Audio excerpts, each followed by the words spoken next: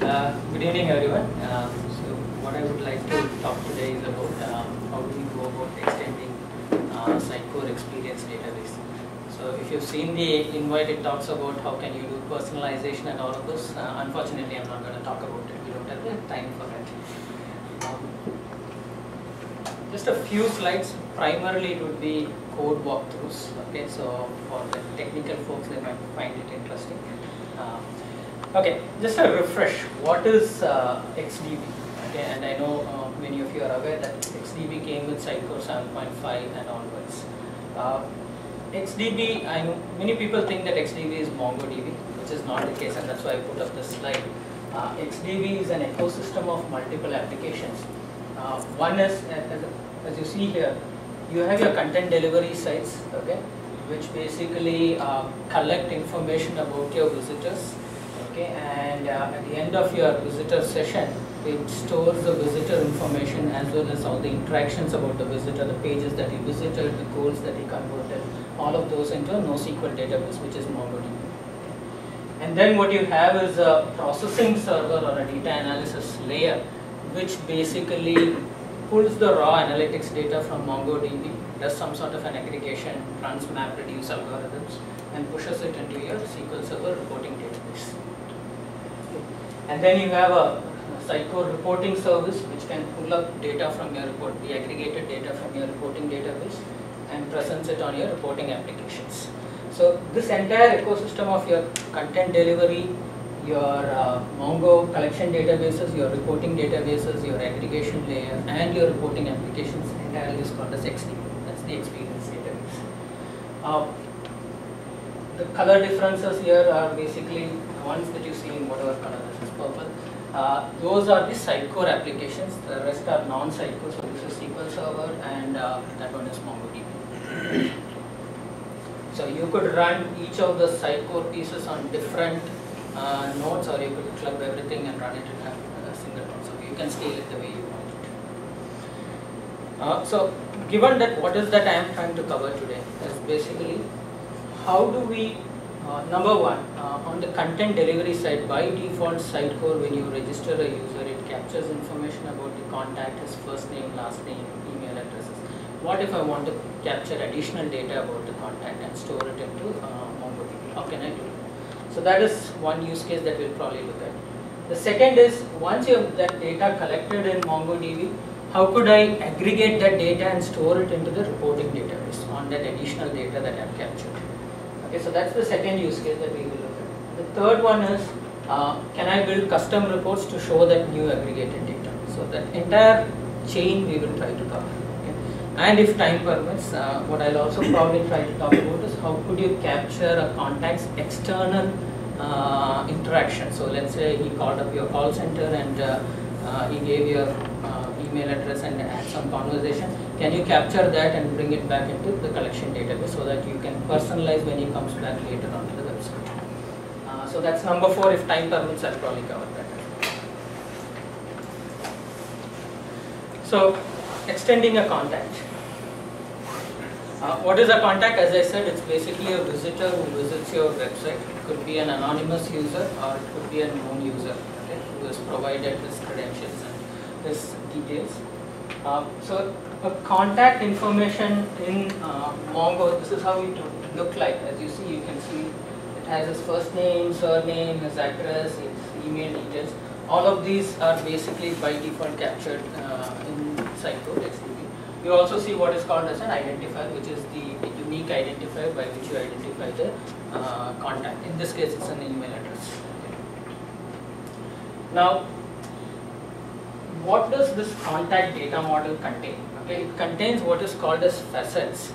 And what are these facets? For instance, facet is a group of information about a contact.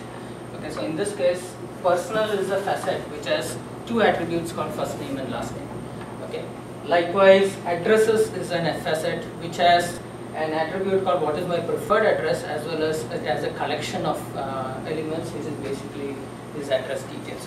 So basically a contact data model contains a facet as well as a collection of elements within a facet. There you also see that there are three types of facets. One is called as system facets, which is basically something that Sitecore maintains internally. You cannot modify those facet values.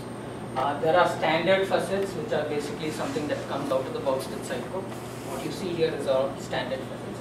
And then there is something called as custom facets, where you can add your own facets and capture additional data over that. And that is what we will look at. And that's all about facet. I will directly go into the code. So so this is the default facets that you see in Sitecore for a contact, and it's primarily stored in the Sitecore Analytics model configuration. What you see here are basically the facets like personal addresses, email that you saw on the contact. As you can see, it all defines a particular contract. Okay, if you need to create a custom facet, you basically need to implement or define that contract for yourself, and then you also implement whatever elements you want to have. So you basically implement that. So today's demo, what I'm going to do is basically take Jetstream website. So I don't know how many of you have seen Jetstream site. Right? It's a sample site from Sitecore, the fictitious company which offers travel booking. Okay. And what we will do is, in the registration screen, we will add an additional attribute to capture about a contract. Now, I have already done that, so I'm not going to show how to capture an additional information. But what I have done is basically an option where, when you register, you are asking the consumer, where did you hear about us from? Okay, so different values like search engine, or whether it was from a blog post or whatever. And we will capture this information into MongoDB along with the date of registration, because by default the date of registration is not stored. So that is what we are trying to capture. So what you typically do then is basically you create an iContact registration. In this case, it inherits from your iFacet interface. Okay? And you define your properties over there. So in this case, what I have defined is an attribute called as registered date and a collection of referral sources. So I could select multiple referral sources. Though my screen had a single select, it could be a multi-select problem. And then you also implement what is called as what is the referral source, which is basically my attribute implementation.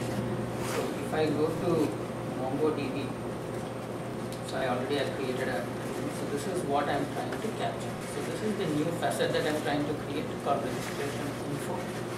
Okay, and which has an attribute called as registered date, and it has multiple referral sources that we can choose. So this is the model that I am trying to create over here. So iContact registration and iReferral, which is basically the source. Okay, and I do not want to get into the implementation of it because it's very straightforward. It's nothing but a getter setter methods on each of these things. So there's no rocket science over here. We only specify what is the facet names here that you want to store in MongoDB.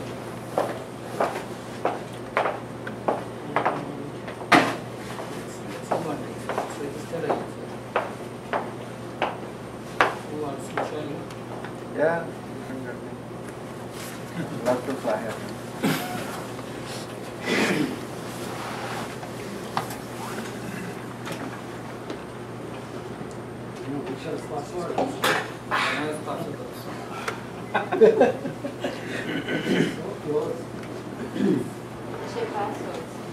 Actually, one of them got here and you copied it.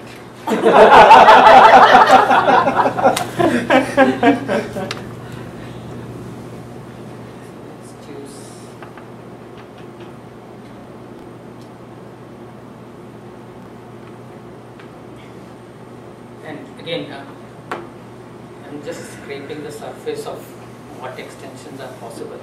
There are definitely a lot more that you can do. So I've registered.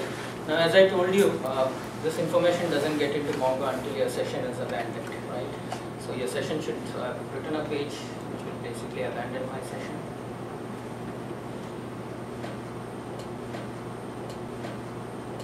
If I go and search for Vishal, configuration account.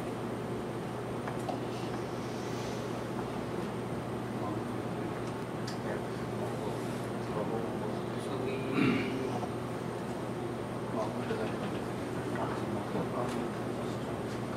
have whatever his current registered date and the referral source that he has chosen has come into MongoDB.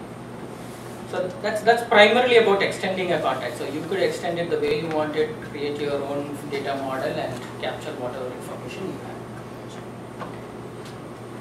Any questions here before I? No? One question is, Yes. when you go to that config where you define that contract, No, okay. sorry, I missed one part. Since you talked about Yes. configuration. We have to add that. I have to include that in my configuration. Yes. So I have a patch include file wherein I have defined what's my facet name, what is the interface as well as the elements in the facet. Okay. So only once you do this it comes. Yeah. So So once now, yeah, this is the part you covered. So I just bring it. Now, I have a question which is not even to you, but probably the larger audience here. Any facet registrations require me to drop in a config patch, basically, right? Any facet, new facet creation. Could it be possible if I can generate these facets dynamically from somewhere like on fly, on some based of conditions from Sitecore itself? Is it possible, or is it like? So for example, what is it that you're trying to do? yeah, for example, this user is there and I want to capture like your regional information from where the user is coming, and I know only set of regional informations which could be provided either by IP detection or either by some other source of like, so those kind of information how I will capture. So should I just always go and define the facets as in config, or do I have a way to do it in some Sitecore editor? I have not seen a dynamic way of doing. Okay. Whatever I've seen so far is basically you need to define the contact model. Now, can you dynamically generate classes on the fly and all of those models on the fly? Technically, it's possible in .NET. So that way you can do, but otherwise, within This Sitecore, I'm is not. more like defining the schema or the contracts. Yes. What you want to capture. Now, values, you can capture it from anywhere. Yeah, values can be dynamic, but I Yeah. think the structure you should define, I think, in the design time itself. But I think since it is part of the config, Sitecore needs that in the config to actually generate Yeah. that class. Generate that That's what schema at Mongo. Yeah. So Yeah.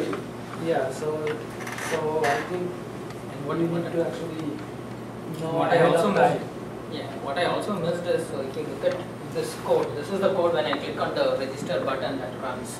This is the web forms for marketers module. So this is the code. If you see here, if I say contact.get facet of I contact registration, Sitecore resolves it only when you have that entry in your configuration file. So this registration info that I specify is the same as what I have here in the Config file element. Okay. Otherwise, it will not have. That- Once you do this, it's easy. You just set the values in the attribute, and when the session ends, Sitecore will automatically push it. Okay. Move to the second part, which is basically processing and aggregation. So now I have this registered date and the referral sources available. I want to process and aggregate. So how does, in general, how does the aggregation work in Sitecore? As I mentioned, you have a processing server which by default every 15 seconds goes to your Mongo collection databases, looks at what are the pending things that I need to process, typically maintained in what is called as the processing pool. Okay. And then from there looks at what are the interactions, the new interactions that have happened in the last 15 seconds, gets that data and then runs it through aggregation pipelines in Sitecore. Okay. These aggregation pipelines do the map reduce algorithms and does all your calculations, the metrics calculations, aggregates it and stores it into the reporting database. And even in the reporting database, the model that Sitecore has done is typically it calls a stored procedure. Okay, and the stored procedure then writes it into what is called as fact table and dimension tables. I don't know how many of you know fact and dimension. I'm not an expert, but it's a data warehousing term. Basically, fact table is where all your aggregated data is stored. which is then used to show in your reporting model. So that's where you analyze. Your dimension table is basically tells you how you want to analyze the data. So for instance, if you want to see page views by site, so your site is a dimension because you are analyzing the data based on that dimension.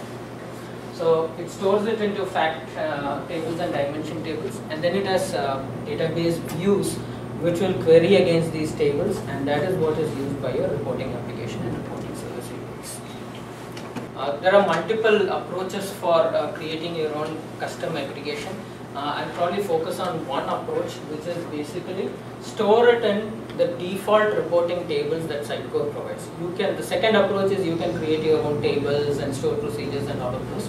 But I'll take the first approach, okay, because it's much easier. And at a high level, what does it involve is basically you create your experience analytics dimensions, go to Sitecore marketing control panel, publish it or deploy those dimensions. Then you write a class which will implement that dimension, and then you configure the dimension in your config file, and then automatically everything should start working. Okay, let me also show this is your analytics reporting database. You see there are different fact tables, and then the rest are typically your dimension tables. Okay, it doesn't say that it's dimension, but those are dimension tables. The out of the box way, if you do, everything goes into what is called as fact underscore segment metrics, where you can see the values, the number of visits, the value, bounces, count. These are your metrics, and your dimensions are primarily stored in your segments table. And you will also probably see stored procedures for segment metrics, which is the one that you use. And the database view is basically, this is the report data view, is the most common one used by most of the experience analytics reports. And I've already created all this, so I'm only going to show how do you go about creating the dimensions. So you go to experience analytics, dimensions. You could create it under whichever category. So I've created it under visits. What I've done is I want to see the number of registrations by referral source. How many people registered through search engine referral or what. So I've created what is called as by referral source. So this is a dimension. By default, when you create a dimension, you get this.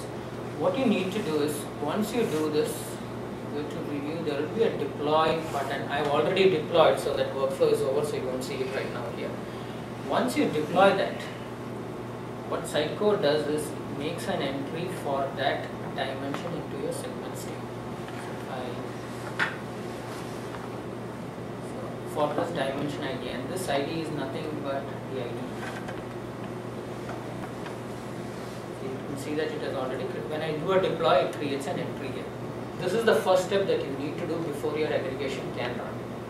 Okay. The second thing is where I said you need to implement that dimension, and the way you implement is, so I created what is called as by referral source, okay, and you basically inherit a class called dimension base, okay, and you override a method called as get data. What you get into this, so there's a lot of custom logic that I have written, but the key thing to understand, so the logic that I have written is only if that guy is rich, so the same consumer can come next time also. I don't want to count that as a registration visit. So only if that visit had a register goal completed, then consider that, okay. And then I look for the registration info. What you do in Sitecore here is basically, this code is the most important thing to calculate your segment metrics value. What is the metrics that you want to capture? So in my case, every registration which has a referral source is counted as 1. Yes, and that is the value that I specified here. Okay. If I need the value to be, if there is some other logic, I can change this value. I could also go ahead and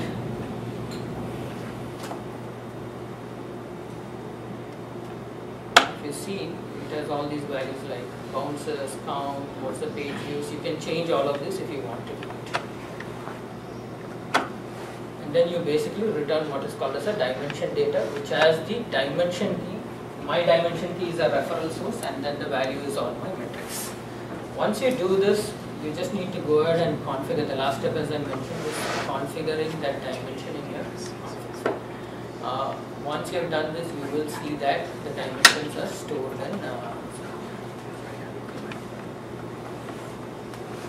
Anyway, I do not want to find all the queries and run it, but it would get stored. Let's go to experience.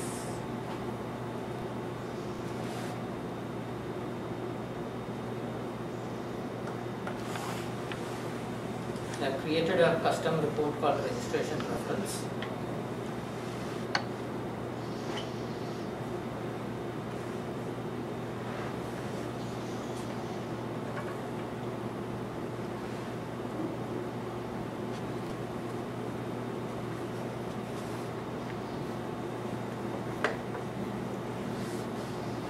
So that we should give and right. That's not coming. Okay. We'll figure that out. It might take some time. But what happens is you would see that this data comes over here. So you can then go ahead and filter based on, I want to see only search engine, I want to see only friend, whatever it is, you could go ahead and get this data. And you can also see various things like what was for each registration visit that the user had, how many pages he visited, what was his bounce rate, and all of those data is available by default. Any questions here on this? Yeah. Yes. So I haven't looked at SQL Server for some time, but Microsoft used to have SQL Server analysis services. Yes. Did they actually combine that with the SQL Server? I don't think we are building any cubes on top of it. Okay, so site code is not actually, Not using that. but they are using dimension and fact tables. Yes. How are they going to aggregate the data? Fact table is a fact table of everything. No, it's aggregated. It's an aggregated data. So if you look at fact table is actually denormalized data. it is denormalized. So if you look at segment metrics here, they have some very exact.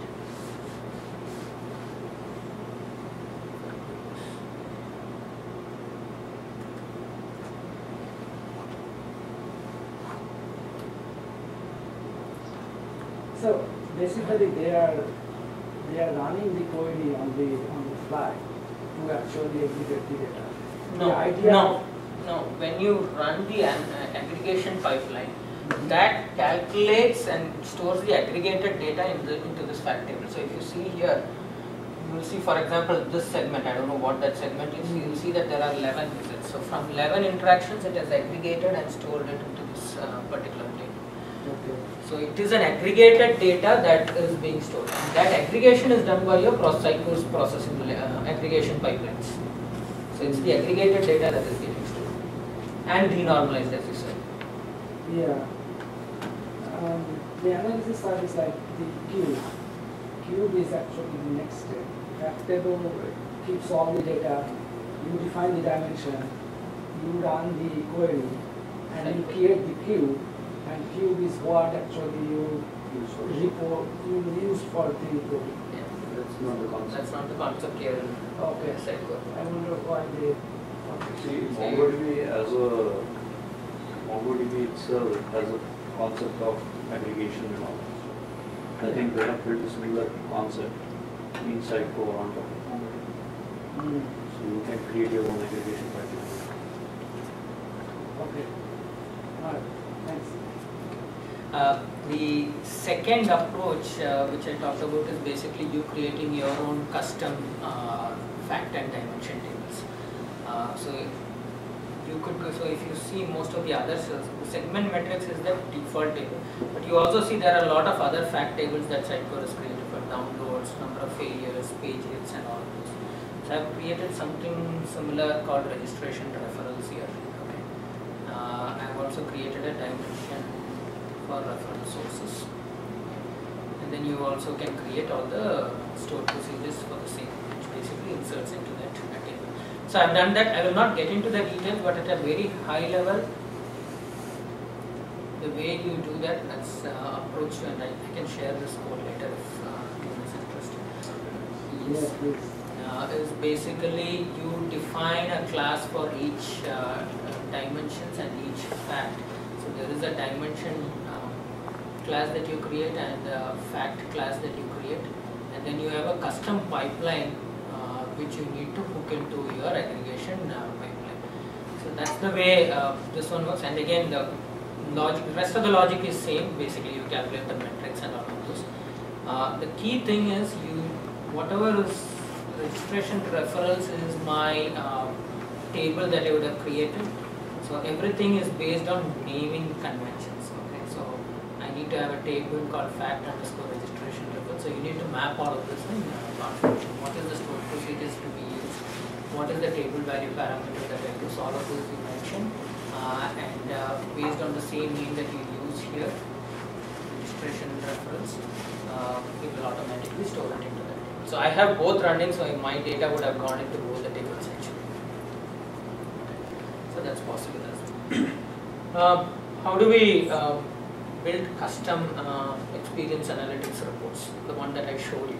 Okay, not very easy. If you know Speak well, yes, you can do. I'm not a Speak expert. Okay, all these reports are built using Speak technology. Yes. What I have done, the easiest way, take an existing report, remove everything, and configure whatever I wanted. I cannot code from the beginning. Okay.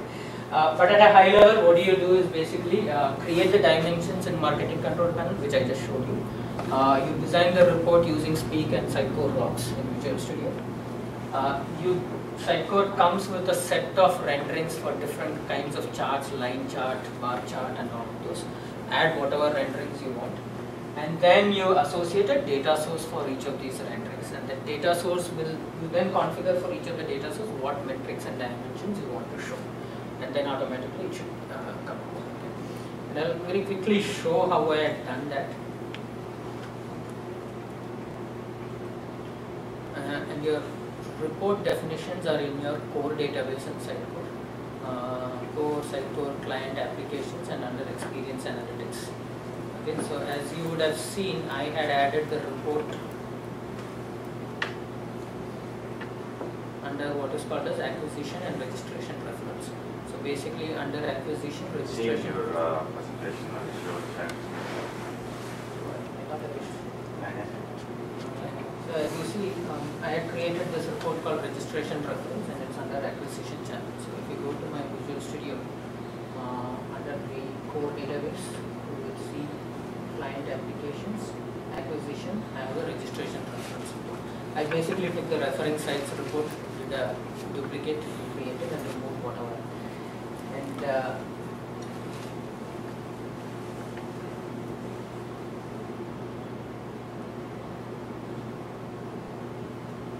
these are my chart renderings. So you can see that I have a rendering called line chart. I have a bar chart, and I have a list control that you would have seen in my report. For each of these report, I can associate a data source. And that data source is nothing but these registrations by reference. Okay, and this is where you configure what metrics and dimensions you want to show. If I go and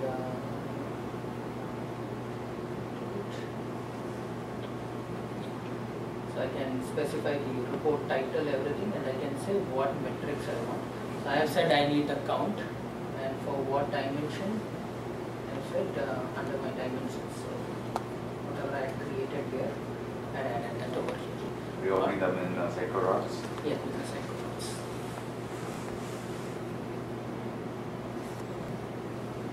So this is what I added over there. Once you add that, you should be able to see the report.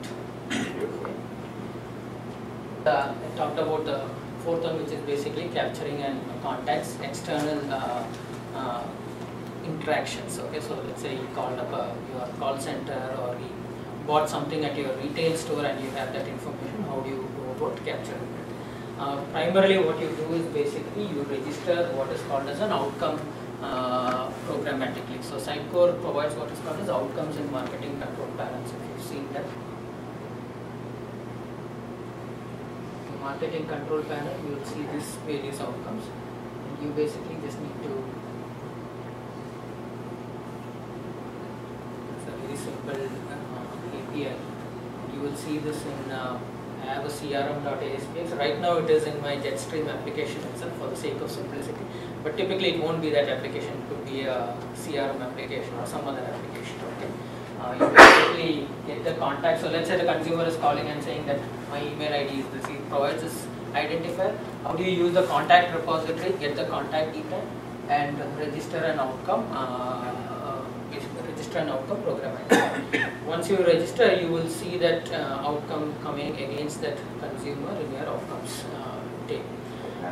Then you can come to your website, personalize, saying that okay, if this consumer has completed this outcome, do this. So for instance, let's say it's an online, it's a website, they also have a retail store. So you purchase something at the retail store. For some reason, let's say there is some way for you to capture this ID, let's say an email address or whatever. If that information is available back to you, the next time when the consumer comes, you can personalize and say, we know that you bought this product, you want to provide a review for this product. You could do all of this.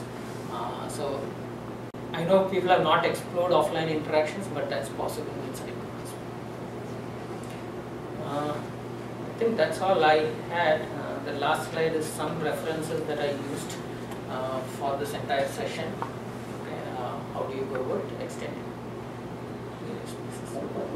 Questions? Awesome. Very nice.